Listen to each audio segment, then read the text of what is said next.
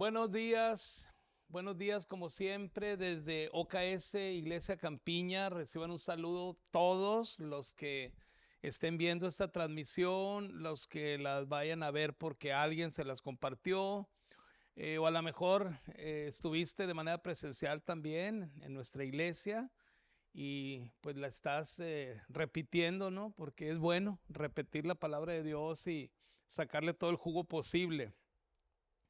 Estamos contentos a pesar de que el año va muy rápido. Imagínate ya 20 de agosto. Ya pasamos la mitad del año y parece que vamos en un jumbo jet, ¿no? Y ahorita en nuestra iglesia hemos estado hablando de lo que es trascender y estamos compartiendo enseñanzas alrededor de ese tema general. Y el domingo antepasado, que me tocó compartir con la iglesia, hice énfasis en la importancia de la Biblia o la trascendencia de la Biblia. Y los que escucharon la enseñanza recuerdan que les comenté que iba a tocar un par de temas más relacionados con la Biblia, porque estamos animando a la gente o creando interés de que se inscriban en el Instituto Bíblico que empezaremos durante el mes de septiembre, para que te anotes y para que pues te inscribas, para que te informes, para que aprendas de la Biblia, que es muy, muy, muy importante, ¿no? Así es que, pues, si alguien no entiende la palabra de Dios, decíamos hace 2 semanas, puede ser por tres razones. Una, porque no la lees. Dos, porque a lo mejor sí la lees, pero no lo suficiente como para comprenderla. O a lo mejor de plano no leemos la Biblia o no leen la Biblia algunas personas porque no saben dónde empezar o cómo leerla. Y por eso hicimos tema esto de estudiar la Biblia. Teológicamente, cuando se habla de estudiar la Biblia, hay algo que se llama hermenéutica. Y hermenéutica es el arte de interpretar la Biblia o de aprender cómo interpretar la Biblia. Hermenéutica viene de una palabra griega que es eminevo, que significa interpretar. Y fíjate lo que dice la palabra al respecto ahí en 2 de Pedro, capítulo 3, versículo 15 y 16, que ya lo leímos el domingo antepasado, pero lo voy a volver a leer ahora para retomar de ahí y seguirle hacia adelante. Dice Pedro: tengan presente que la paciencia de nuestro Señor significa salvación, tal como les escribió también nuestro querido hermano Pablo con la sabiduría que Dios le dio. En todas sus cartas se refiere a estos mismos temas. O sea, todas las cartas de Pablo hablan sobre salvación, desde Romanos hasta Filemón.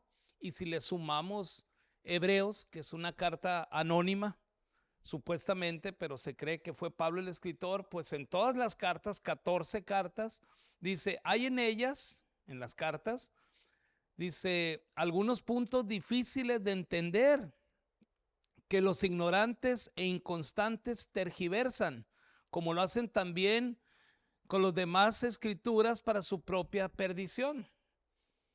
O sea, si tomamos en cuenta lo que acabamos de leer en esta partecita que dice, en todas sus cartas hay cosas difíciles de entender. Y si hay cosas difíciles de entender en la Biblia es por la falta de una sana doctrina que respalde lo que leemos o lo que interpretamos al leer la Biblia. Sana doctrina significa palabra sana, que médicamente hablando, pues sería así como estar saludables, ¿no? Entonces, si nosotros hablamos de doctrina, pues doctrina se refiere a enseñanza.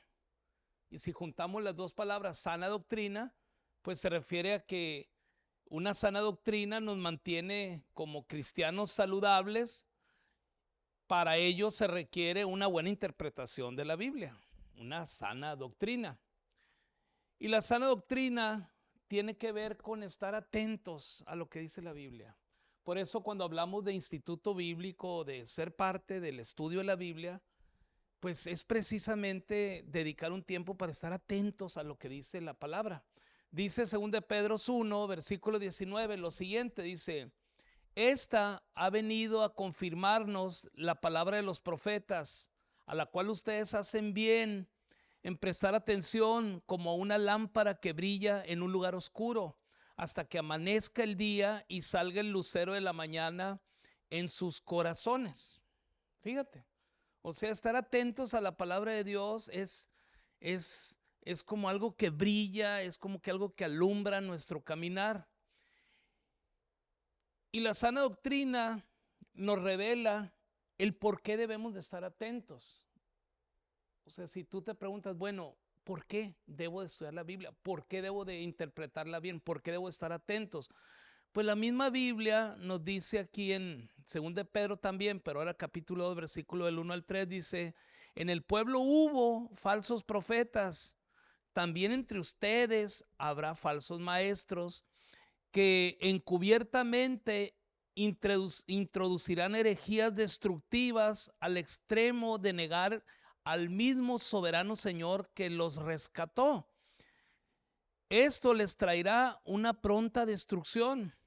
Muchos los seguirán en sus prácticas vergonzosas y por causa de ellos se difamará el camino de la verdad, o se deformará el camino de la verdad. Y luego dice versículo 3: llevados por la avaricia, estos falsos maestros se aprovecharán de ustedes con palabras engañosas. Desde hace mucho tiempo su condenación está preparada y su destrucción los acecha. ¿Qué hacer nosotros como cristianos para prevenir el ser destruidos, como dice aquí Pedro en su segunda carta? Pues estar firmes en la verdad.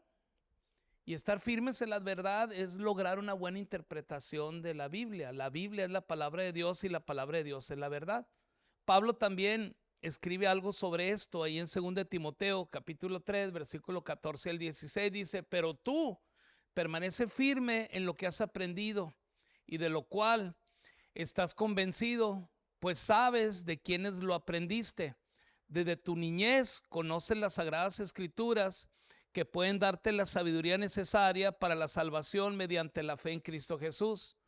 Toda la escritura es inspirada por Dios y útil para enseñar, para reprender, para corregir y para instruir en justicia. Ok. Y si no permanecemos firmes en la verdad de Dios o en la palabra de Dios, ¿qué pasa? Pues bueno, otra vez la Biblia siempre nos explica las cosas o las preguntas que tenemos. Dice Timoteo también. Pablo dice a Timoteo en su primera carta, capítulo 4, del 1 al 5, dice: el Espíritu dice claramente que en los últimos tiempos algunos abandonarán la fe para seguir inspiraciones engañosas y doctrinas diabólicas. Imagínate, ¿no? Diabólicas. Luego dice el versículo 2: tales enseñanzas provienen de embusteros hipócritas que tienen la conciencia endurecida. Prohíben el matrimonio y no permiten comer ciertos alimentos que Dios ha creado para que los creyentes, conocedores de la verdad, los coman con acción de gracias. Porque todo lo que Dios ha creado es bueno y nada es despreciable si se recibe con acción de gracias, pues la palabra de Dios y la oración lo santifican. ¿Y por qué pasa esto? ¿Por qué pasa esto de caer en las manos de las enseñanzas diabólicas? Dice aquí Pablo a Timoteo. Bueno, pues por escuchar las malas interpretaciones de la verdad de Dios. Yo siempre he dicho que Dios nos ha dado un termómetro interno en nuestro espíritu, que es su espíritu, el Espíritu Santo de Dios en nosotros, y Él nos da paz, y la paz de Dios es la que nos guía para saber si vamos comiendo lo correcto o vamos haciendo lo correcto. Y cuando no hay paz es algo que hay que reconsiderarlo y poder pedir consejo por ahí, poder ponerlo en oración a Dios, etcétera. Pero mira, te quiero compartir tres puntos sobre esto de por qué no entendemos la Biblia o por qué a veces nos enredamos con la interpretación de la Biblia. Número uno, ya mencioné un poquito, pero lo quiero hacer un punto en esta plática. La Biblia es su propio intérprete. Eso lo debes de tener bien claro. repito, la Biblia es su propio intérprete. Y por causa de ignorar esta verdad de que la Biblia es su propio intérprete, pues con el tiempo de los años, de los siglos, de los tiempos, el ignorar esto, de que la Biblia se contesta con la Biblia, ha producido pues muchos creyentes, entre comillas, o bueno, raros. Y no que no sean hijos de Dios, sino practican un cristianismo raro por no entender bien la Biblia. A mí me ha tocado conocer personas que cuentan que en sus iglesias donde asistieron en un tiempo, no muchos años atrás, los cintareaban y se dejaban ellos cintarear por el pastor, porque decía el pastor que los corregía como un padre que amaba a un hijo. Imagínate. También recuerdo que me tocó escuchar a personas que durante los tiempos de alabanza en una reunión existía como que un ministerio que era conocido como el ministerio de las cachetadas, ¿no? O sea, le daban una cachetada a aquel que el ministro consideraba que no estaba alabando a Dios correctamente y con bases bíblicas, según pues él aclaraba que era correcto hacer eso. Y también recuerdo en un tiempo que se escuchaba a muchas personas, muchos cristianos, que hablaban así como con un acento de Brasil, un acento brasileiro, sin ser brasileiros, es más, sin hablar portugués, pero hablaban así con ese acento porque era como que un reflejo de que el Espíritu Santo estaba en ellos. Y bueno, tantas cosas, ¿no? Me ha tocado ver en algunos videos en las redes sociales, no en vivo, pero sí a través de videos, personas que predican con una serpiente en la mano, porque dicen, basados en la Biblia, que tomarán serpientes en sus manos y comerán cosas mortíferas y nada les dañarán porque están en Cristo, etcétera. Pero mira, todo esto sucede precisamente por agarrar pasajes aislados de la Biblia, arrancarlos de la Biblia, interpretarlos a puro sentimiento o a pura lógica sin permitirle al Espíritu Santo que haga su trabajo de interpretación. Porque la Biblia, repito, se contesta con la Biblia. La Biblia es su propio, intérprete. Dice en Hechos, capítulo 20, versículo 27, lo siguiente. El apóstol Pablo dice lo siguiente: sin vacilar, dice, les he proclamado todo el propósito de Dios. Y Pablo se refería a esto que les acabo de leer cuando estuvo compartiendo a muchas personas durante uno de sus viajes misioneros por ahí en Macedonia, en Grecia, en Troas y en Éfeso. Les decía, todo lo que Dios me ha enseñado es lo que yo les comparto a ustedes. Y bueno, hay que recordar que Pablo es uno de los 40 escritores que Dios usó para escribir la Biblia. Escritores que ya mencionamos en otras ocasiones, que fueron inspirados por Dios, por el Espíritu Santo para escribir lo que escribieron. O sea, no inventaron ellos lo que escribieron, fue inspirado por Dios. Y a esa inspiración que Dios dio a sus escritores se llama sana doctrina. Y nuestro trabajo como cristianos es entender bien lo que los escritores escribieron de parte de Dios. Dice Gálatas 1, versículo 8, dice Pablo, si alguno de nosotros o un ángel del cielo les predicara acerca de unas buenas noticias distintas de las que les hemos predicado, que caiga bajo maldición. Recuerden que Pablo explica que él fue arrebatado al tercer cielo y allá se le explicaron de parte de Jesús mismo lo que es el evangelio y que Pablo lo explica a través de sus cartas. Y ya mencionamos, ¿no?, que dice la misma Biblia que hay cosas difíciles de entender en las cartas de Pablo y que los que no tienen una buena doctrina que los respalde a la hora de interpretar lo que esto quiere decir, pues terminan tergiversando todo. Pero bueno, Pablo dice que él nos enseña a través de sus cartas todo lo que le enseñaron a él en el cielo. ¿Y de qué predicamos nosotros hoy en día? ¿O de qué debemos de predicar? Pues debemos de predicar de lo mismo que Jesús le predicó a los apóstoles y de lo mismo que Pablo predicó cuando se convierte en el predicador entre los primeros cristianos. y nosotros hablamos el Evangelio de Cristo, que es el mismo Evangelio que Jesús le revela a sus apóstoles y Pablo a sus discípulos, y nosotros predicamos lo mismo, nada más hay que entenderlo. Hablando de intérpretes, ¿quién fue el primer intérprete de la Biblia? Pues el diablo. Y le interpretó muy mal, fíjate, muy mal. Ahí en Génesis 3, versículo del 1 al 6, ahí podemos ver cómo Dios le había dejado bien claro a Adán y a Eva lo que tenían que hacer y lo que no tenían que hacer en el huerto. Pero aparece el diablo y tergiversa todo. Y ahí me pongo yo a pensar si Adán y Eva no estaban tan convencidos o tan atentos o tan conscientes de lo que Dios había dicho y punto. Porque el diablo les cambia la pichada y terminan ellos cayendo en la trampa. Entonces, cuando no tienes bien claro lo que la Biblia te está diciendo, es fácil caer en la trampa del diablo. Mira, déjame leerte aquí en el versículo 1 de Génesis 3. Dice, la serpiente era más astuta que todos los animales del campo que Dios el Señor había hecho. Así que preguntó a la mujer, ¿con que Dios te dijo que no comieran de ningún árbol del jardín? Podemos comer del fruto de todos los árboles, respondió la mujer. Pero en cuanto al fruto del árbol que está en medio del jardín, Dios nos ha dicho, no coman de ese árbol ni lo toquen, de lo contrario morirán. Pero la serpiente dijo a la mujer, no es cierto, no van a morir. Dios sabe muy bien que cuando coman de ese árbol se les abrirán los ojos y llegarán a ser como Dios, conocedores del bien y del mal. La mujer vio que el fruto del árbol era bueno para comer y que era atractivo a la vista y era deseable para adquirir sabiduría, así que tomó de su fruto y comió. Luego dio a su esposo que estaba con ella y también comió.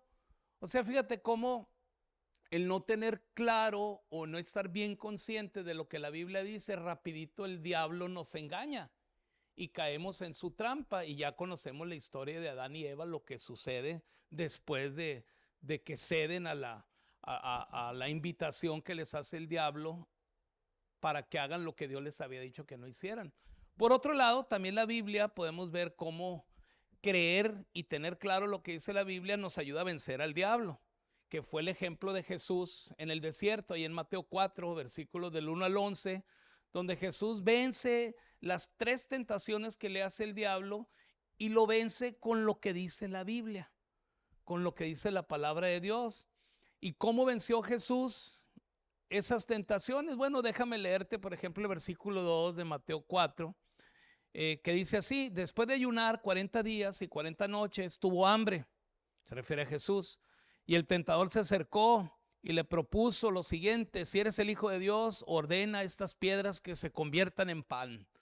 Fíjate bien, Jesús respondió, escrito está, no solo de pan vive el hombre, sino de toda palabra que sale de la boca de Dios. Y luego el versículo 5 dice, luego el diablo lo llevó a la ciudad santa e hizo que se pusiera de pie sobre la parte más alta del templo y le dijo, si eres el Hijo de Dios, tírate abajo. Y luego fíjate cómo dice el diablo, pues escrito está, ordenará que sus ángeles te protejan y ellos te sostendrán en sus manos para que no tropieces con piedra alguna. Pero fíjate cómo le contesta Jesús en el 7. También está escrito, no pongas a prueba al Señor tu Dios, contestó Jesús. Y luego el versículo 8, de nuevo el diablo lo llevó a una montaña muy alta, allí le mostró todos los reinos del mundo y su esplendor y le dijo, todo esto te daré si te postras y me adoras. Vete, Satanás, dijo Jesús, porque escrito está, otra vez no esta frase, escrito está, adora al Señor tu Dios y sírvele solamente a Él. Entonces el diablo lo dejó y ángeles acudieron a servirle.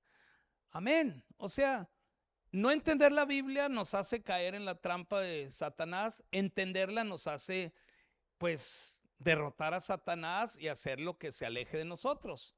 Por eso, este punto número 1 de que la Biblia es su propio intérprete, es muy importante que lo tengas en mente a la hora de estudiar la Biblia. Y el punto número 2, algo importante de entender en la Biblia es que esta, pues, nos muestra o nos revela la obra de Jesús en la tierra. No sé si te has preguntado por qué Jesús siempre le contestaba a los judíos con el Antiguo Testamento. Y la respuesta es porque era lo que existía, era lo que ellos tenían en ese tiempo y era en lo que ellos creían.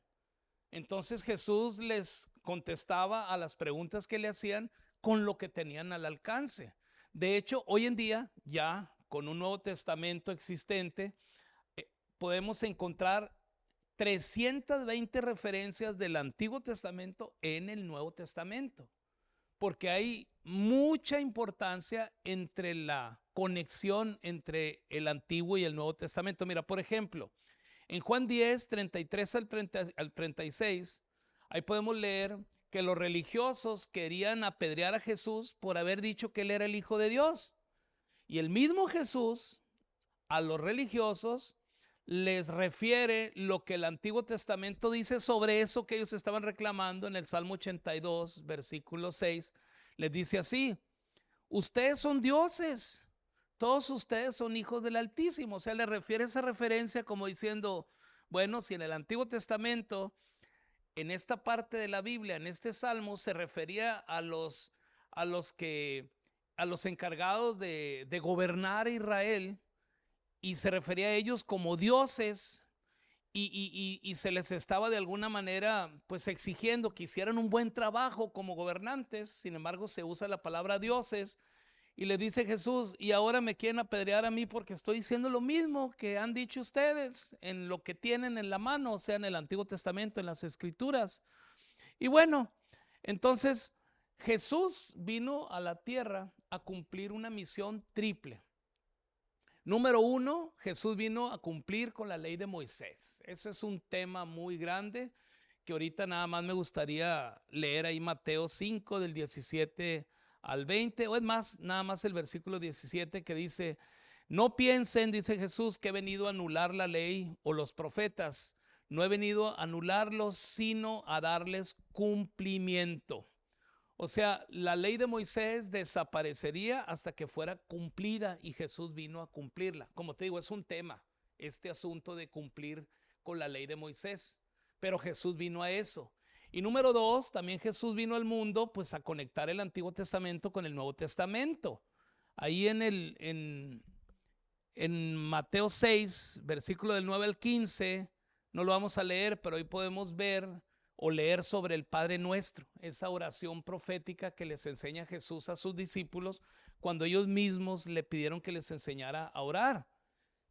Y bueno, si tú sabes el Padre Nuestro, quiero decirte que esa es una oración ya contestada en el nombre de Jesús. Él mismo en Juan 16, 23 al 24, les dice que todo lo que pidan en el nombre de Jesús a Dios será contestado favorablemente. Dice ahí en el versículo 23, la segunda parte de Mateo 16, perdón, de Juan 16, dice: les aseguro que mi Padre les dará todo lo que pidan en mi nombre. Recuerda el Padre Nuestro: venga tu reino, ¿no? Dice Jesús a sus discípulos, enseñándoles a orar.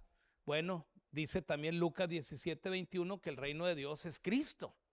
Bueno, Cristo estaba entre ellos y no se daban cuenta que el reino de Dios estaba entre ellos. Y si ahora está Cristo en nuestro corazón, pues el reino de Dios está en nosotros. Y luego también dice: el pan nuestro de cada día, dánoslo hoy. Bueno, Mateo 4:4 dice que no solo de pan vivirá el hombre, sino de toda palabra que sale de la boca de Dios. O sea, la Biblia es el pan, el alimento para el cristiano, para el espíritu. Líbranos del mal, sí. Ya fuimos librados de las tinieblas y fuimos trasladados a la luz, dice ahí en Colosenses 1, versículo 13. Bueno, entonces, número uno, Jesús vino al mundo a cumplir con la ley de Moisés. Número dos, Jesús vino al mundo para pues conectar el Antiguo Testamento con el Nuevo Testamento. Y número tres, Jesús vino al mundo para revelarnos su gracia, para mostrarnos cómo era el Padre, para mostrarnos cómo era Dios. Ahí en Gálatas 3, 23 al 26 dice: así que la ley vino a ser nuestro guía encargado de conducirnos a Cristo para que fuéramos justificados por la fe. Y luego dice 1 Juan 4, 8, Dios es amor. Y Efesios 3 del 1 al 6 dice: es decir, que los no judíos son junto con Israel beneficiarios de la misma herencia, miembros de un mismo cuerpo y participantes igualmente de la promesa en Cristo Jesús mediante el Evangelio. O sea, encontrar a Jesús en la Biblia, cuando lo leemos, cuando leemos la Biblia, es lo más emocionante que puede haber. Tanto en el Antiguo Testamento, o sea, antes de que Jesús viniera al mundo, lo puedes encontrar ahí. Cuando Jesús estuvo presente en los evangelios, pues ahí está, y lo podemos leer sobre lo que sucedió. Y ya que Jesús asciende al cielo después de su muerte y resurrección, pues también podemos seguir leyendo de Jesús hacia el futuro. Y cuando nosotros encontramos a Jesús en nuestro estudio bíblico, créeme que es bien emocionante, es muy emocionante. Y punto número 3 y último, ¿cuál fue o cuáles fueron algunos de los propósitos de Dios al dejarnos la Biblia? O sea, ¿por qué Dios nos deja la Biblia? Hay muchas razones, yo te voy a mencionar algunas aquí rapidito. Número 1, la Biblia enseña, la Biblia corrige, la Biblia instruye al lector hacia los caminos de Dios. Caminos que Dios ha preparado para que caminemos por ellos, para que nos vaya bien. Y la Biblia es ese mapa que nos dice por dónde caminar. Número 2, la Biblia nos ayuda a conocer a Jesús. Y la vida cristiana de eso se trata, de conocer a Jesús. ¿Y dónde vamos a conocer a Jesús? Bueno, leyendo la Biblia, dice Juan 8, 31, 32. Jesús se dirigió entonces a los judíos que habían creído en él y les dijo: si se mantienen fieles a mis palabras, serán realmente mis discípulos y conocerán la verdad y la verdad los hará libres. Amén. Número 3, la Biblia convence al ser humano de haber heredado el pecado de Adán y de Eva. Pero también la Biblia muestra cómo Jesús vino a perdonar el pecado del ser humano y vino a reconciliarnos con Dios para traer paz entre nosotros y Dios una vez más y poder ser uno con Él. Dice Romanos 5, 12 y luego el 21. Dice: por medio de un solo hombre el pecado entró al mundo y por medio del pecado entró la muerte. Fue así como la muerte pasó a toda la humanidad porque todos pecaron. Y así como reinó el pecado en la muerte, reine también la gracia que nos trae justificación y vida eterna por medio de Jesucristo nuestro Señor. Amén. ¿Por qué nos dejó Dios la Biblia? Bueno, otra razón es porque la Biblia pues nos dice que si obedecemos a sus palabras que están escritas ahí y si hacemos lo que éstas dicen, pues vamos a vivir bendecidos aquí en la tierra. Y es lo que todo mundo quiere, vivir en bendición. Dice Lucas capítulo 6, versículo 46 al 49, lo siguiente dice, ¿por qué dice, me llaman ustedes Señor, Señor, y no hacen lo que les digo? Voy a decirles a quién se parece todo el que viene a mí, oye mis palabras y las pone en práctica. Se parece a un hombre que al construir una casa cavó bien hondo y puso el cimiento sobre la roca. De manera que cuando vino una inundación, el torrente azotó aquella casa, pero no pudo ni siquiera hacerla tambalear porque estaba bien construida. Pero el que oye mis palabras y no las pone en práctica se parece a un hombre que construyó una casa sobre tierra sin cimientos. Tan pronto como azotó el torrente, la casa se derrumbó y el desastre fue terrible. O sea, obedecer las palabras de Dios, obedecer lo que dice la Biblia, interpretarlo bien, nos hace vivir bien. Gloria a Dios. Ese es el propósito de Dios para nosotros. Y por último, aunque pudiéramos seguir con muchas otras características, la Biblia nos anima a que seamos pacientes. Pacientes, dice Proverbios capítulo 14, versículo 29, el que es paciente muestra gran inteligencia, el que es agresivo muestra mucha insensatez.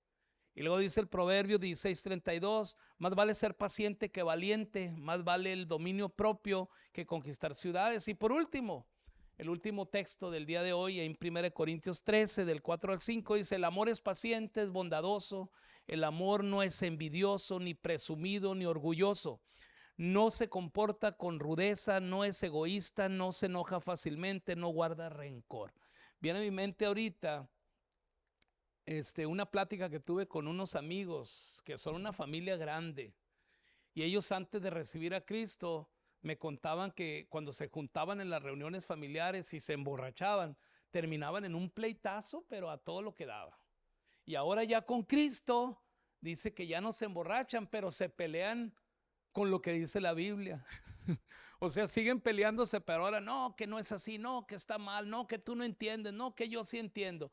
El caso es que debemos de ser pacientes cuando estamos tratando de enseñarle la palabra de Dios a otra persona, porque algunos entenderán más rápido que otros, algunos tendrán más hambre que otros, algunos tendrán un mejor respaldo doctrinal que otros, como esa sana doctrina que mencionamos. El caso que lo importante de inicio es que tengas a Cristo en tu corazón. Eso es el paso principal. Y ya con Cristo, pues alimentar tu espíritu nuevo, el espíritu que Dios te ha dado, para que vivas una vida bendecida aquí en la tierra mientras te vas al cielo.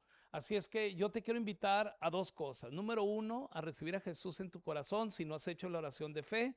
Y número dos, a que te inscribas en el Instituto Bíblico de la Campiña, que estaremos, como ya te mencioné, empezando ahora en septiembre. No tiene costo alguno. Las clases son los domingos a las 9 de la mañana. Te la vas a pasar muy bien, vas a entender cosas importantes para tu vida espiritual que se van a reflejar en tus acciones diarias. Así es que pues te invito a estas dos cosas, pero lo más importante o para empezar es Cristo en tu corazón. Si tú no tienes a Jesús, si no recuerdas haber hecho esa oración en algún momento de tu vida, ahorita, ahí donde estás, ahí en silencio, repite conmigo estas palabras que dicen así: Señor Jesús, el día de hoy abro mi corazón y te acepto como mi Salvador personal. El día de hoy te reconozco como mi único y suficiente Salvador y Señor. El día de hoy recibo el perdón de pecados. El día de hoy recibo el boleto a la vida eterna. El día de hoy entiendo que tu palabra es lo que viene a darme libertad para vivir en este mundo contento y bendecido. Gracias, Padre Santo, te doy en el nombre de Jesús. Amén.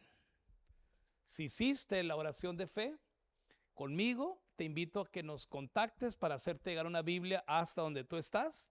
Y si te interesa inscribirte en el Instituto Bíblico, mándanos un mensajito, o cuando vengas aquí a la Campiña a una reunión presencial, en el stand de información, ahí apunta tu nombre para luego recordarte cuándo van a empezar las clases. Por ahí a fines de septiembre, tercera semana de septiembre más o menos, estaremos empezando clases. Si es que piénsalo, organízate, domingos 9 de la mañana. Y si recibiste a Cristo, queremos conocerte, queremos pues ponernos a tus órdenes para cualquier duda, pregunta que tengas. En Cristo Jesús, disfruta el resto del día y comparte esta transmisión con alguien. Amén.